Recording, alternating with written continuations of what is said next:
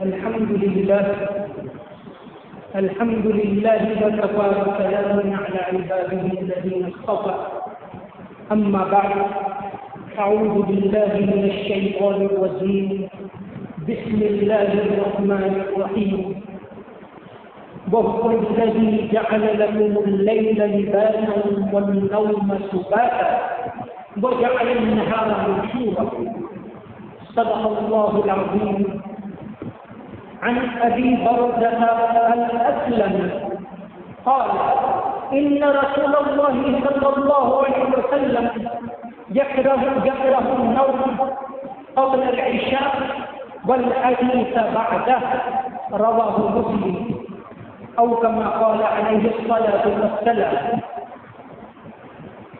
رہنے کو نئے کبھی کو درما سے آزاد بھلا، رہنے کو نئے کبھی کو درما سے آزاد بھلا، تم نے جس کی نبض ٹٹولی سمجھو وہ بیمار گیا.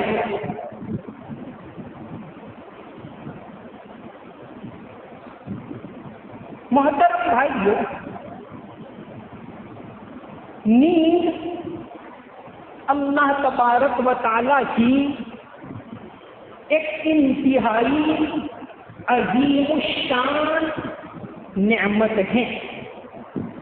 آدمی رات کو سو جاتا ہے، چاہے جتنی تھکن ہو، جو بھی ٹینشن ہو، صبح اٹھتا ہے سب تھکن غائب، سارا ٹینشن دور، ایک نئی خوشی کے ساتھ، فرحت اور آرام کے ساتھ ایک نیا دن شروع ہوتا ہے. تو نیند اللہ تعالیٰ کی نعمت. قرآن کریم میں جگہ جگہ اس کی طرف توجہ دلائی گئی. نیند ایسی اللہ تبارک و تعالیٰ کی قدرت کی نشانی ہے جس کی گتھی آج تک نہ کوئی فلاسفر سلجھا سکے، نہ کوئی سائنسداں اس کی حقیقت تک پہنچ سکے کہ نیند ہے کیا. بس آدمی کے دماغ کی بتی کتنے بج کر کتنے منٹ اور کتنے سیکنڈ پر سوئچ آف ہوتی کوئی نہیں کہہ سکتا. کیا ہے اس کی روح کہاں جاتی ہے، کیا ہوتا ہے؟ بس نیند آتی ہے اللہ کی قدرت کی نشانی. اگر انسان یہ نیند کو ہی پہچان لے تو وہ اللہ کو پہچان لے، نیند میں اور کرے تو اللہ کی ذات کو وہ پہچان لے کہ یہ کیسے عجیب اللہ تبارک و تعالیٰ نے نیند رکھی. آدمی سو جاتا ہے، پھر اس کے بعد اس کے روح کے ساتھ کیا معاملہ ہوتا ہے یہ کوئی سائنسداں کوئی بھی نہیں جانتا. اور نیند کے بارے میں کہا گیا، حدیث شریف کے اندر آتا ہے، حضرت جابر رضی اللہ عنہ سے مروی ہے، ابن ماجہ میں حدیث ہے، النوم اخو الموت، نیند موت کی بہن ہے. آدمی روزانہ رات کو سوتا ہے اور وہ موت کو یاد کرتا ہے، موت کے تہانے میں چلا گیا. قرآن کی آیت ہے، اللہ یتوفی الانفس حین موتها والتی لم تمت فی منامها. آدمی سو جاتا ہے، نیند آ جاتی. اسی لیے سونے کی دعا جو ہم پڑھتے ہیں، پتہ نہیں کبھی اس کے اوپر غور کیا کہ دعا پڑھتے اللہم بسمک اموت واحیا، اے اللہ میں تیرے نام پر مرتا ہوں اور تیرے نام پر جیتا ہوں. حالانکہ وہ مر نہیں رہا، ابھی تو سو گیا، چند گھنٹوں کے بعد پھر اٹھ جائے گا، لیکن یاد دلایا کہ بھئی موت کو یاد رکھنا، بھول مت جانا. اس طرح ایک دن تو ہمیشہ کے لیے سو جائے گا. اٹھا پھر وہی الحمدللہ الذی احیانا بعدما اماتنا، کہ تمام تعریفیں اس اللہ کے لیے ہیں جس نے موت کے بعد ہمیں ایک نئی زندگی، یہ دعا کا مطلب یہ ہوتا ہے. تو آدمی موت کو یاد رکھے، اور یہ ایک عجیب نظام ہے اللہ تعالیٰ کا. ہاں، تو جو بات کہنے کا مقصد ہے وہ یہ ہے کہ نیند اللہ کی نعمت ہے، آدمی سو جاتا ہے.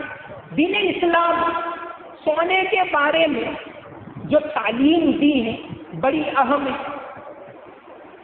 جو حدیث پڑھی گئی حضرت ابو برزہ اسلمی رضی اللہ عنہ سے مروی ہے کہ آپ صلی اللہ علیہ وسلم عشاء سے پہلے سونے کو پسند نہیں کرتے تھے اور عشاء کے بعد بات چیت کرنا مکروہ سمجھتے.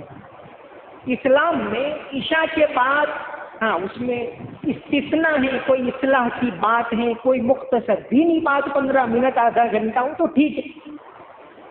اس کے علاوہ غیر ضروری باتیں کرنا، اس سے آپ صلی اللہ علیہ وسلم نے منع کیا. حضرت عائشہ رضی اللہ عنہا سے مروی ہے کہ آپ صلی اللہ علیہ وسلم عشاء سے پہلے یعنی مغرب کے بعد بلکہ عصر کے بعد سے عشاء تک سوتے نہیں تھے. بلا کمر بعد العشاء، اور عشاء کے بعد آپ گفتگو نہیں کرتے تھے، بات نہیں کرتے. تو عشاء کے بعد جلدی سو جانا یہ ہمارے دین کی تعلیم.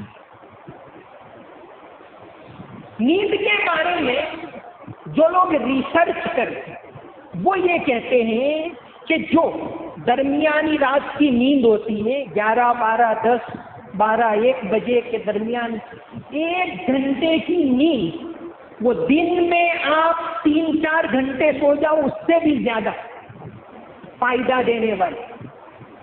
آج کل یہ بیماریاں ہیں، ریسرچ کرنے والے یہ کہتے ہیں کہ دنیا میں جتنی بیماریاں ہیں آج کل طرح طرح کی بیماریاں ہیں اور بہت ساری بیماریاں آ رہی ہیں جس کا کبھی نام بھی نہیں سنا تھا، جس کا کبھی خیال بھی نہیں گزرا. تو ریسرچ کرنے والے یہ کہتے ہیں کہ انسان کی زیادہ تر بیماریاں 80% بیماریاں وہ جسمانی بیماریاں نہیں ہوتی، وہ مینٹل ٹینشن ہوتا ہے، اسٹریس ہوتا ہے، تناؤ ہوتا ہے ذہنی، اس سے ساری بیماریاں پیدا ہوتی. اور اس کو دور کرنے، ٹینشن کو دور کرنے اگر سب سے کارگر علاج ہو تو یہ کہ آدمی کی نیند پوری ہو جائے. اسلام کے اندر تندرستی کی بڑی اہمیت ہے. طرح طرح کے دواخانے بھرے پڑے ہیں، لوگ بیمار. اس کا علاج، ایک اہم علاج یہی ہے کہ آدمی جلدی سو جائے، صبح جلدی اٹھے. تو زیادہ تر جو بیماریاں ہیں اس کی ایک بہت بڑی وجہ نیند کا پورا نہ ہونا. آج کل لوگ وہ اسکرین کے اندر لگے رہتے، 12 بج گئے، 1 بج گئے، 2 بج گئے، 3 بج گئے، کچھ پتہ ہی نہیں. گھنٹوں تک اس میں لگے رہتے، اپنا ٹائم برباد کرتے ہیں، اپنی تندرستی کو خراب کرتے ہیں، آنکھوں کی تندرستی کو خراب کر رہے ہیں، ذہنی تناؤ کا شکار ہو رہے ہیں. اس کی بہت بڑی وجہ یہ اسکرین کے ساتھ لگے رہنا ہے. ارے آپ دیکھیے عشاء کے وقت سے ہی بعض جگہ ایسی ہوتی ہے وہ نوجوان تنہائی میں، کہیں کھیت میں، کہیں میدان میں، کہیں کھلا علاقے میں، کہیں کھلا علاقے میں وہ اسکرین لے کر شروع ہو جائے. لوگ عشاء کی نماز پڑھنے جا رہے ہیں، وہ اس میں دیوانہ ہے. نماز پڑھ کے آ گئے، لوگ گھر میں جا رہے ہیں، وہ اسکرین میں تنہا کیا پتا کیا چلا رہا ہے. اتنے سخت حالات آئے، حالات مالی اعتبار سے لوگ پریشان ہیں، ہیلتھ کے لحاظ سے بڑے پریشان ہیں لوگ. اللہ کی طرف سے اتنی آزمائشیں ہیں، اس کے باوجود اگر ہم سنبھلیں گے نہیں، اس کے باوجود اگر ہم دین کی طرف نہیں آئیں گے تو کب آئیں گے؟ اس کے باوجود حالت یہ ہے کہ آدھی رات تک، پونی رات تک ہمارے بچے اور ہمارے نوجوان وہ اسکرین کے اندر، موبائل کے اندر اپنا ٹائم برباد کرتے ہیں، اپنی تندرستی برباد کرتے ہیں، اپنے پیسے برباد کرتے ہیں، اپنی نیند برباد کرتے ہیں، اپنی تندرستی کو ختم کر رہے ہیں، اپنے گھروں کے اندر جھگڑے اس کی وجہ سے پیدا کر رہے ہیں۔ اگر اب بھی سدھریں گے نہیں، اب بھی سنبھلیں گے نہیں، اب بھی ہوش میں نہیں آئیں گے تو کب ہم ہوش میں آئیں گے؟ اس سے اور زیادہ بڑی آزمائش کا، اس سے اور زیادہ کسی وبا کا ہم انتظار کر رہے ہیں کیا؟ تو بہرحال یہ نیند اللہ تعالیٰ کی بہت بڑی نعمت ہے۔ جو نوجوان رات کو سوئے گا نہیں، وہ اگر فجر میں اٹھ بھی گیا تو اللہ کی عبادت کیا کرے گا؟ کہاں اس کے ذہن عبادت میں لگے گا؟ عبادت بڑی اہم ہے۔ آج ہماری عبادتیں کھوکھلی ہو گئی، ہماری عبادتیں بالکل بے جان ہو گئی۔ اللہ کی طرف توجہ، عبادت، نماز، ذکر، تلاوت، وہ تو کیسا ہونا چاہیے؟ وہ ایک حدیث ہے جس کو کہتے ہیں حدیث جبرائیل۔ تمام حدیث کی کتابوں میں اس کو بہت اہم مقام دیا ہے، بلکہ امام مسلم نے تو مقدمے کے بعد سب سے پہلے نمبر پر اس حدیث کو لائے۔ جس طرح پورے قرآن کا خلاصہ سورہ فاتحہ کو کہتے ہیں ام الکتاب، اس طرح تمام حدیثوں کا خلاصہ ایک حدیث ہے جس کو کہتے ہیں حدیث جبرائیل۔ کیونکہ حدیث بہت لمبی ہے لیکن اس میں سے ایک بات بیان کرنی، اس میں ایک لفظ آتا ہے احسان، کہ حضرت جبریل علیہ السلام نے آپ صلی اللہ علیہ وسلم سے پوچھا کہ مل احسان، احسان یعنی کیا؟ ہم اردو میں جو احسان کہتے ہیں دوسرے پر اپکار کرنا، وہ نہیں۔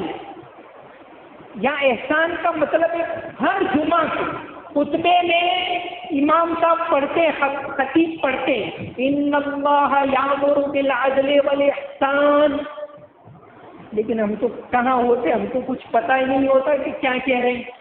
احسان یعنی کیا؟ یعنی عبادت کس طرح کرنی چاہیے؟ آپ صلی اللہ علیہ وسلم نے فرمایا ان تعبد اللہ کأنک تراہ۔ احسان یعنی کیا؟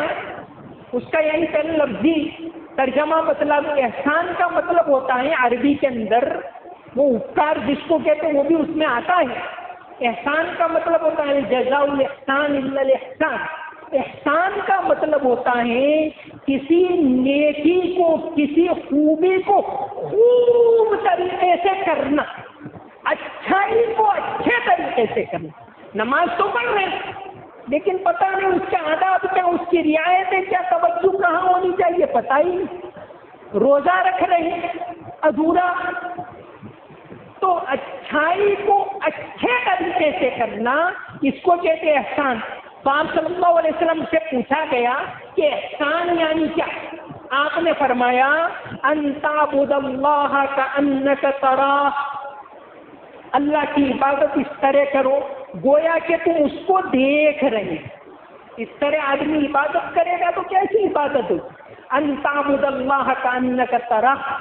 اور اگر یہ نہیں فَإِن لَّمْ تَكُن تَرَاهُ فَإِنَّهُ يَرَاكَ، ورنہ یہ یاد رکھو عبادت کرتے وقت کہ اللہ تم کو دیکھ رہا ہے۔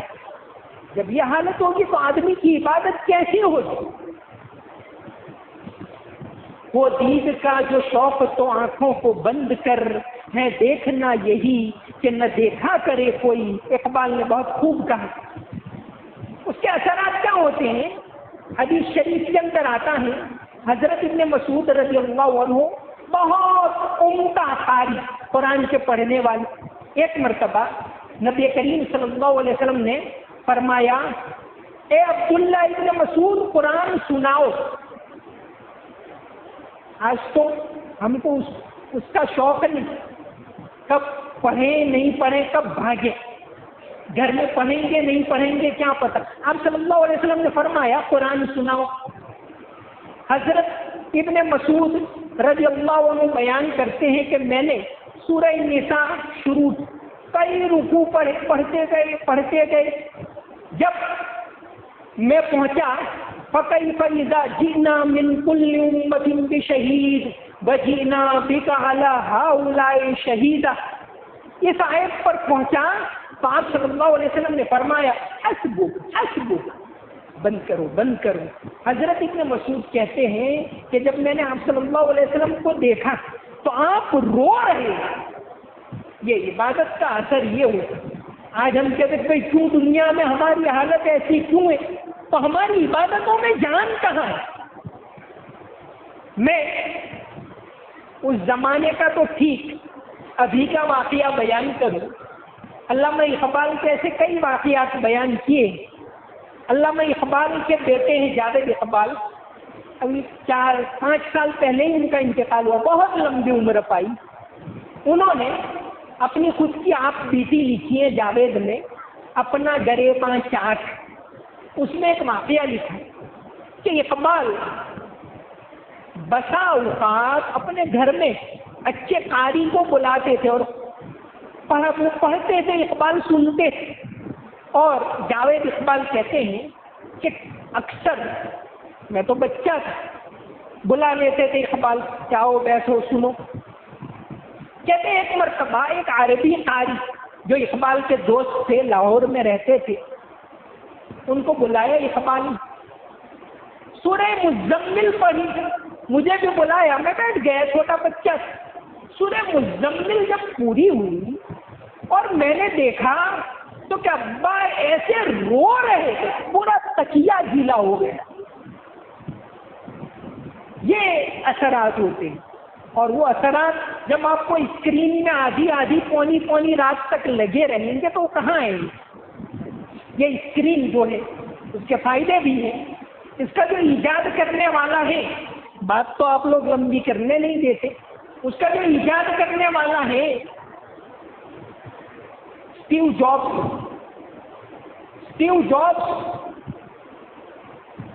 عبد الفتاح, یعنی یہ اسکرین ہے, سمجھیے اس صدی کی سب سے زیادہ مؤثر ایجاد. اور اس کو جس نے ایجاد کی اسٹیو جابس, وہ ایک سیرین عرب عبد الفتاح الجندلی کا بیٹا تھا. اس کا باپ مسلمان ہے لیکن اس کو دستک دے دیا جابس کو, اور بعد میں وہ کرسچن گھرانے میں چلا گیا ہے. اسٹیو جابس نے اسکرین ایجاد کی. اسٹیو جابس کی پوری کہانی لکھی ہے. جابس کا 2012 میں انتقال ہو گیا. اس کی کہانی جو لکھی ہے, اس کی پوری زندگی کے حالات, کہ کہاں تھا, کیسا تھا, وہ تو در مانگ کر کھاتا تھا اور کہاں پہنچ گیا وہ. اسٹیو جابس دنیا کے سب سے مالداروں میں سے ایک اسکرین ایجاد کرنے والے. اس کے بارے میں جو کتاب لکھی ہے والٹر ایساکسن, اس میں ایک واقعہ لکھا ہے. انہوں نے لکھا ہے کہ ایک مرتبہ اسٹیو جابس نے امریکہ کا بہت چوٹی کا پترکار نک والٹر, اس کی اپنے گھر میں دعوت آیا. والٹر دوست تھے دونوں, کھانا پینا ہوا. پھر اسٹیو جابس اندر گیا گھر میں. جابس کے دونوں بچے وہاں بیٹھے ہوئے تھے. نک والٹن تو تھا وہ دنیا کا چوٹی کا پترکار. وہ سمجھا کہ کوئی نیا موبائل مارکیٹ میں آ گیا ہوگا, کچھ نیا آنے والا ہے جو ابھی مارکیٹ میں نہیں آیا ہوگا, شاید اس کے بچوں کے پاس ہو. میں کوئی بات نکل دوں تاکہ کل اخبار میں آ جائے. تو جابس نک والٹن نے بچوں کو پوچھا کون سا موبائل استعمال کرتے. ایک بچہ 11 سال کا, ایک بچی 13 سال کی, ایسا لکھا ہوا ہے. دونوں بچے ایک دوسرے کو دیکھ رہے ہیں. پوچھا بھائی بتاؤ کون سا موبائل استعمال کرتے. اتنے میں اسٹیو جابس آ گئے. کہاں کہ نک کیا پوچھ رہے ہیں ان کو؟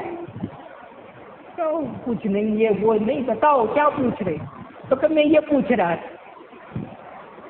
اسٹیو جابس نے جس نے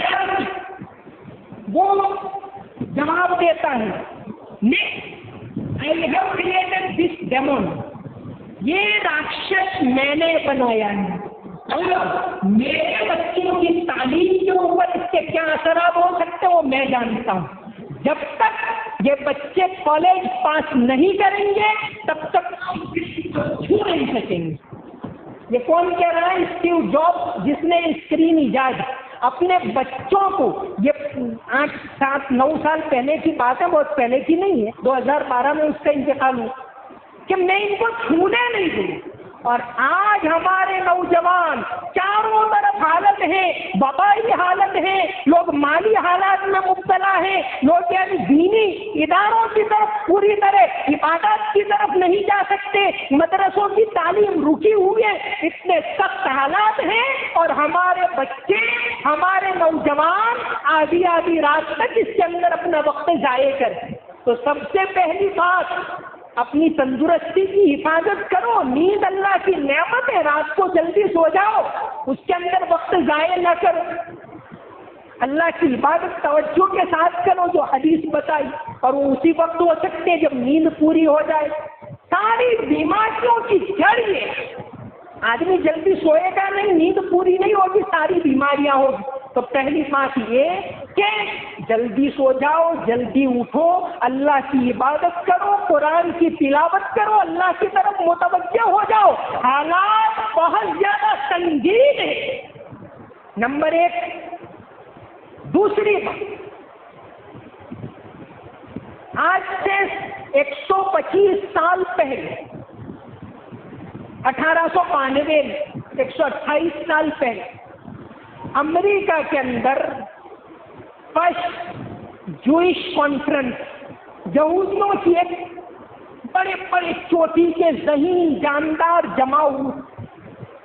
یہودی آج بھی دنیا میں ان کی آبادی بہت کم ہے. ایک پوری دنیا میں یہودیوں کی تعداد ہے 1 کروڑ اور 70 لاکھ.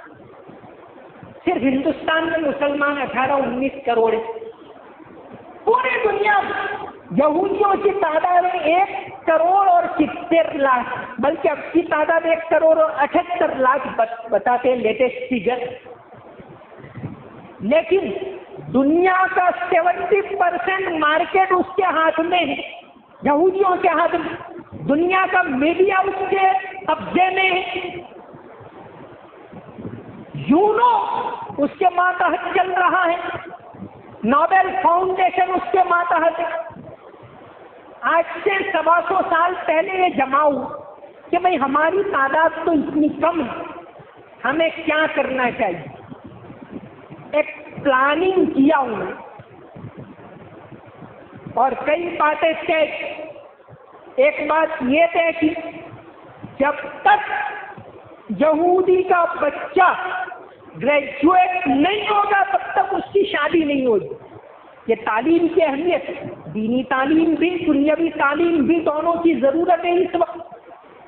دینی تعلیم ہوتی تو وہ مضبوط عبادات وغیرہ ہوگی. تو انہوں نے یہ طے کیا کہ جب تک یہودی بچہ کم سے کم گریجویٹ نہیں ہوگا تب تک اس کی شادی نہیں ہوگی.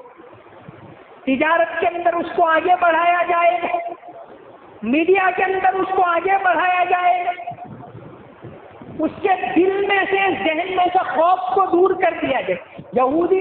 یہودی لوگ اپنے بچوں کو ڈراتے نہیں ہیں کہ بلی آئی یہ ہوگا وہ ہوگا، نہیں، ان کو بچپن سے بہادر بنا.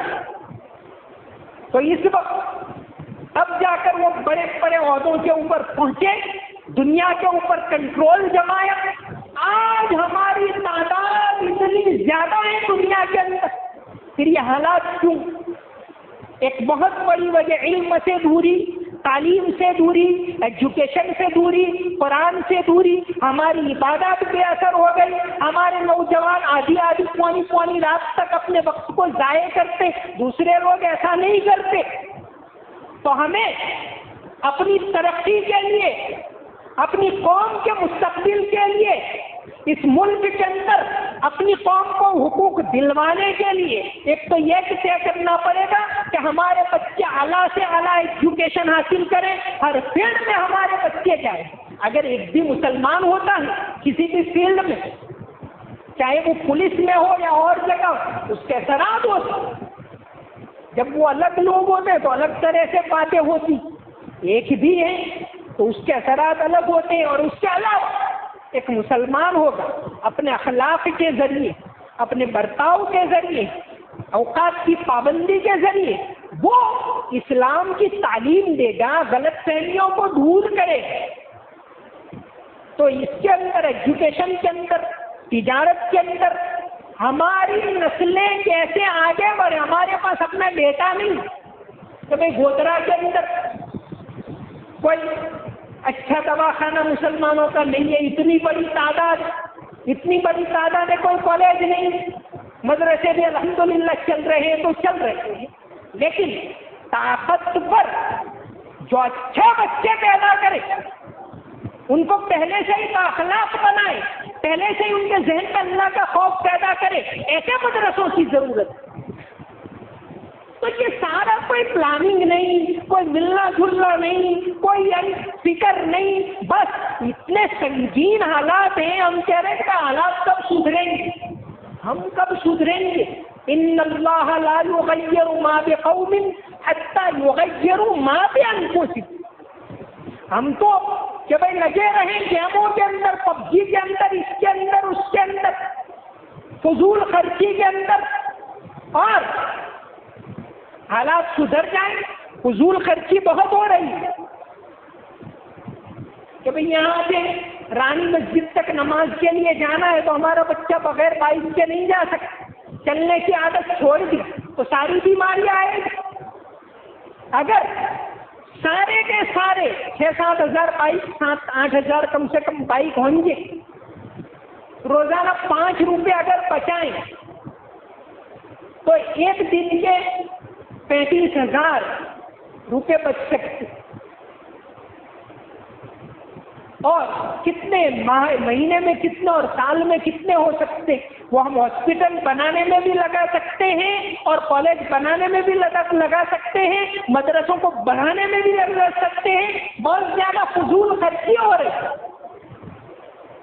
بہرحال ایک بات تو یہ کہ رات کو جلدی سو جاؤ، اپنی تندرستی کی حفاظت کرو، صبح جلدی اٹھو، اللہ کی عبادت کرو، ایجوکیشن کے اندر اپنے بچوں کو آگے بڑھاؤ. ہر محلے میں سروے کرو کون سے بچے پڑھتے ہیں، کون سے بچے نہیں پڑھتے، ان کو پڑھائی میں آگے بڑھاؤ. مدرسے کے اندر وقت پر جائیں، اس کا پلاننگ کرو. اب وقت یہ ہے کہ ان سارے کاموں کو کرنے کی ضرورت ہے. نوجوانوں کی تندرستی کی حفاظت کرنے کی ضرورت ہے، ان کو طاقتور بنانے کی ضرورت ہے. اللہ تبارک و تعالی المومن القوی خیر واحب الی اللہ، تندرست طاقتور مسلمان کو اللہ پسند کرتے ہیں. اللہ تبارک و تعالی عمل کی توفیق عطا فرمائے. تو اب عملی طور سے ہمیں فیلڈ میں آنے کی ضرورت ہے، دوسری قوموں کے ساتھ اپنے روابط کو بڑھائیں، اس کے ذریعے اس ملک میں غلط فہمیوں کو دور کریں. کام کرنے کے بہت زیادہ ہیں، اس کے لیے پلاننگ کرنا پڑے گا، اس کے لیے ایک ہونا پڑے گا، اس کے لیے بیدار ہونا پڑے گا، اس کے لیے جاگنا پڑے گا. ہمیں صبح ہوتی ہے، شام ہوتی ہے، عمر یوں ہی تمام ہوتی ہے، وہ بات اب نہیں چلے گی. اللہ تبارک و تعالی ہم سب کو عمل کی توفیق عطا فرمائے. اللہ تعالیٰ اس وبا کو دور فرمائے. اللہ تبارک و تعالیٰ صحیح سمجھ عطا فرمائے. اللہ تبارک و تعالیٰ ملک میں غلط فہمیوں کو دور کرے. اللہ تعالیٰ پورے ملک میں اور پوری دنیا میں دعوت کی ہواؤں کو چلائے. وما علینا الا البلاغ المبین. سنتیں پڑھیں.